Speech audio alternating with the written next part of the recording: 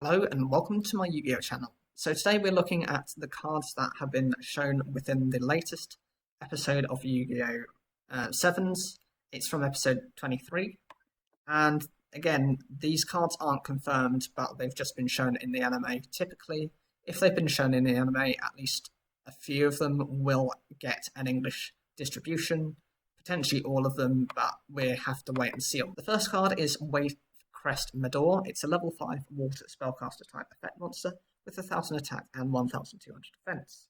The requirement is you can send one monster, it must be a spellcaster type, from your hand to the graveyard to activate. The effect is to choose and destroy one spell or trap card your opponent controls.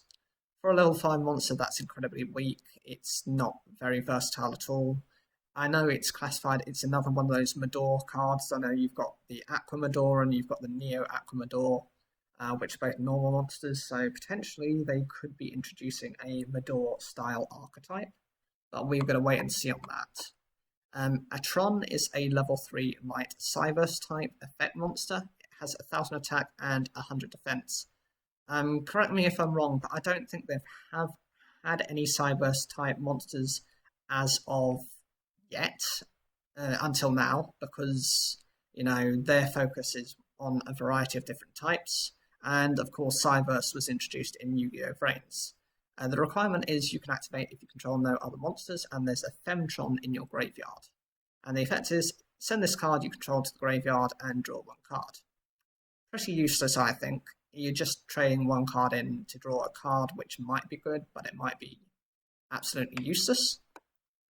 The next card is Zetron. It's a level 2 light Cyberse type effect monster with 500 attack and 100 defense. The requirement is you can activate if you control no other monsters, and there is a Femtron and an Atron in your graveyard. And the effect is send this card you control to the graveyard and draw 2 cards. Then choose 2 cards from your hand and place them on the bottom of your deck in the order you desire.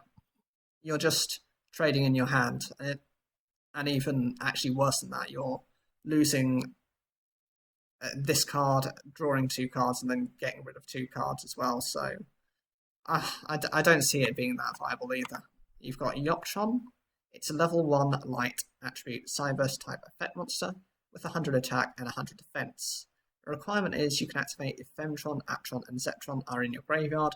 Place them on the bottom of your deck in the order you desire. The effect is send this card you control to the graveyard and draw 3 cards, then choose 3 cards from your hand and send them to the graveyard. Yeah, so I understand what this theme is. Basically, you need to have one or more of the others in order for some effects to trigger and to be able to draw into additional cards. The trouble with that is most of these cards are very weak, and they're all requiring certain versions of them to be in the graveyard. That is a massive problem. If it had just been a Tron monster, that would be okay, but this is just impossible. We've got a new Hole card. It's Quantum Hole. It's definitely, I think this is one of those cards that will be released. Whenever there's a Hole card, there's a Trap Hole, you know, Bottomless Trap Hole. Whenever these types of cards get shown in the anime, they tend to be released. Anyway, it's a normal trap card. The requirement is you can activate if a monster, it has to be a Cyberse type, you control is destroyed by the attack of your opponent's monster. The effect is to draw 2 cards, then you choose 2 cards in your hand, place them on the bottom of the deck in the order you desire.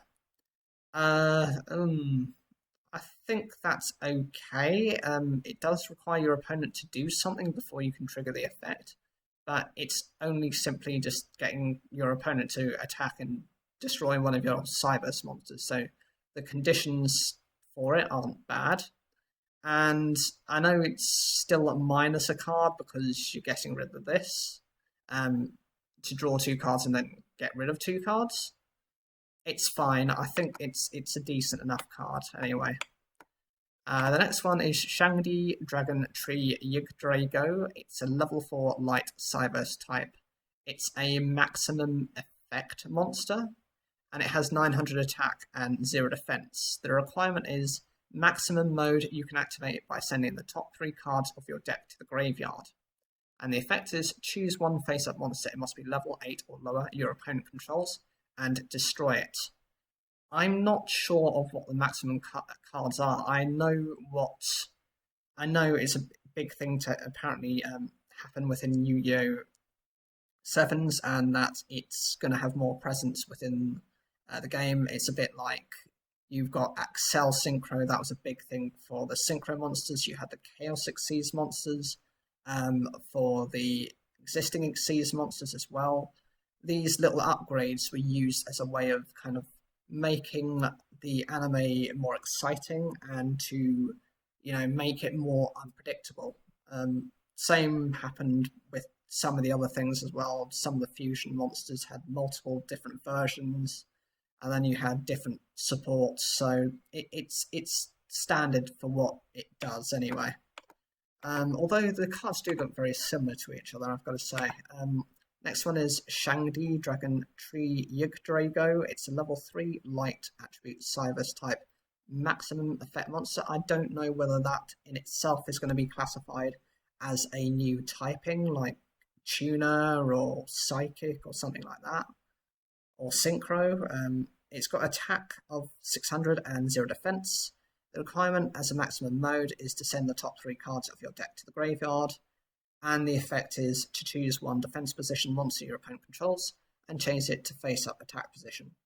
Okay, I'm starting to see some sort of theme with this here, where you're sending 3 cards from the top of your deck to the graveyard. If that's all that maximum is, then it isn't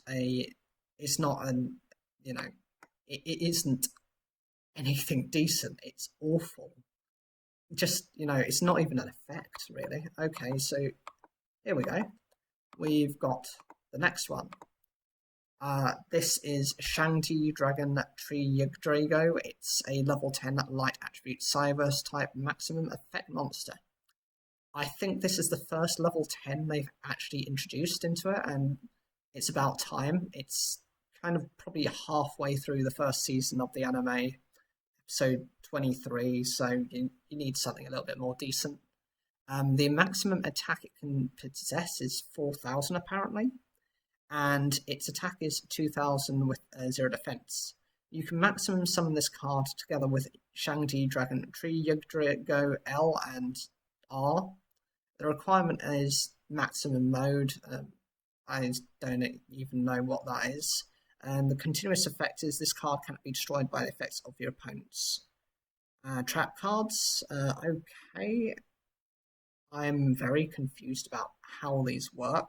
If anyone knows, please leave those in the comments, because I'd love to see what a clarification is. At the moment, there aren't that many powerful trap cards, but I suppose it's okay. The whole mechanic of this maximum attack might be a kind of limiter on preventing any of those monsters with that cap to have anything more than a certain amount of attack. And that's what I'm guessing from this. And the whole idea may be to stop cards from ever becoming broken within the series, if you can understand what I mean. Because, of course, this is unaffected by your opponent's trap cards through destruction. So I'm guessing this is going to be applied to some other cards in the future. Anyway, what do you guys think of these cards? I like the design of them. I just don't necessarily think they're going to be the best. I'll be interested to see what the maximum thing is, with the maximum mode, and what it actually does and how it gets applied. But we have to wait and see what that is. Whatever you think, leave your comments down below. Like the video if you enjoyed it, and don't forget to subscribe for more Yu-Gi-Oh! Daily content. And please click and watch on to the next video just to see more of my content. Thank you very much.